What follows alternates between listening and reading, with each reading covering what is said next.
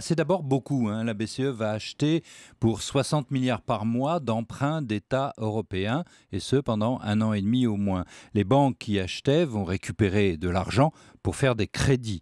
Ce plan est copié sur ce que les banques centrales américaines et britanniques faisaient et qui a marché. La BCE ne l'avait pas fait, elle, jusqu'ici, pour des raisons de statut, et on le sait à cause des Allemands très réticents à ce genre de politique monétaire laxiste. Mais voilà, la grande majorité des membres du Conseil des 19 pays de la zone euro le voulait, c'est décidé. On a toujours dit que l'Europe agissait trop peu, trop tard. Elle agit sûrement toujours beaucoup trop tard, mais là, au moins, elle n'agit pas trop peu.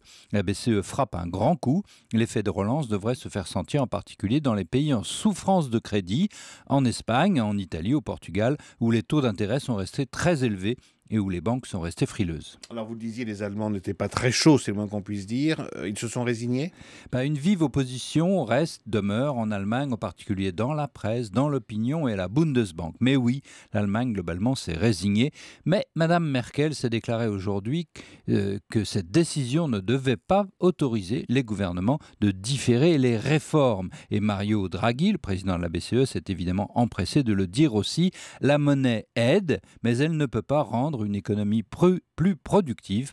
Seules les réformes peuvent. Alors du coup, Eric, est-ce qu'on peut mesurer justement l'impact qu'aura cette mesure sur l'économie européenne? Assez faible quand même. Les économistes n'attendent pas de surcroît important et immédiat. Mais si vous ajoutez les décisions de Bruxelles il y a 10 jours, on en a parlé à cette antenne, de mettre un bémol au programme d'austérité, de donner des délais avant les fameux retours à 3%, l'ensemble dessine une nouvelle politique européenne, monétaire et budgétaire, qui est beaucoup plus favorable à la croissance. L'effet psychologique peut être important. Désormais, les autorités ont mis la croissance au premier plan de leurs priorités. C'est là le changement. Les consommateurs et les investisseurs pourraient commencer à penser que cette fois-ci, l'Europe a pris le bon chemin. Est-ce que tout ça va faire baisser l'euro?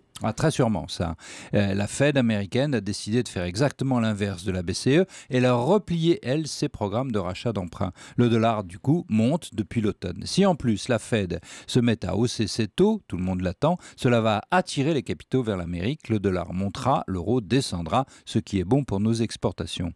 Et cette baisse de l'euro, avec celle du pétrole, forme un vif accélérateur de la croissance européenne. Vous voyez, Emmanuel, la décision de la BCE fait partie d'un ensemble très positif. Oui, ce plan est bienvenu. Merci Eric Le Boucher pour cet éclairage très complet.